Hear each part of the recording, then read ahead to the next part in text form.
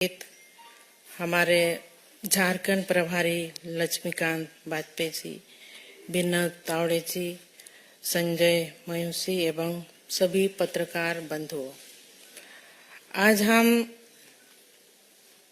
झारखंड मुक्ति मोर्चा के महापरिवार को छोड़ करके यशस्वी प्रधानमंत्री नरेंद्र मोदी जी के विशाल परिवार में आज हम शामिल हो रहे हैं और जिस तरह से नरेंद्र मोदी जी का सोच पूरे भारत में और पूरे विश्व में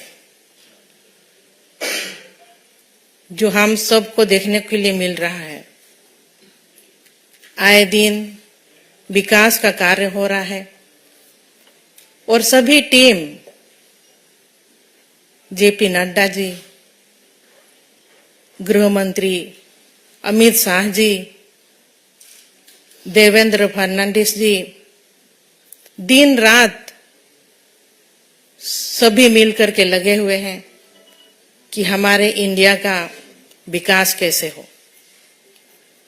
इसी दृष्टिकोण को देखते हुए हम लोग आज चुनाव के दिनों में पहुंचे हैं और पूरा इंडिया से हमें सूचना मिल रही है कि लोग जो कैंडिडेट है भारतीय जनता पार्टी के ऊपर पूरे तरह से विश्वास रखते हुए इस महापरिवार में, मोदी जी के महापरिवार में आस्था और विश्वास को देखते हुए सभी कोई इस परिवार में जुड़ रहे हैं। और मैंने भी कई संघर्ष किए। झारखंड में 14 साल झारखंड मुक्ति मोर्चा पार्टी में रही। मेरे ससुर जी शिबू सोरेन जी, मेरे स्वर्गीय पति दुर्गा सोरेन जी, उनके अगुवाई में झारखंड अलग राज्य बना और उनका सपना था कि झारखंड को किस तरह से विकसित राज्य बनाया जाए। कई मेहनत किए मेरे स्वर्गीय पति ने, संगठन बनाए, जल जंगल जमीन की रक्षा करने के लिए लड़ाई लड़ी, लेकिन उनकी लड़ाई अधूरी रह गई। इस बीच में क्योंकि जब मेरे स्वर्गीय पति जिंदा थे, उनका कहना भी था कि मैं राजनीति में आऊं, एमएलए बनूं और झारखंड का नेतृत्व करूं, लेकिन उनका सपना ही रह गया। और उनके सपने को पूरा करने के लिए मैं झारखंड मुक्ति मोर्चा में विधायक रही। लेकिन कहीं ना कहीं इतने साल गुजारने के बाद भी जिस मुकाम तक हमें पहुंचनी चाहिए थी, क्योंकि 24 साल झारखंड अलग राज्य बन के हुआ और अलग राज्य की लड़ाई में कई लोगों ने अपनी कुर्बानी दी थी। वहां के जल जंगल के जमीन की रक्षा करने के लिए, आदिवासी बहुल क्षेत्र है, आदिवासियों का विकास कैसे हो, लेकिन आज तक उपेक्षित ही रहा। वहां कई खनिज पदार्थ है, देश का 40% खनिज वहां मिलता है और इसके बावजूद भी लोग वहां पर भटक रहे हैं, नौकरी के लिए पलायन कर रहे हैं बाहर। तो इन सब चीज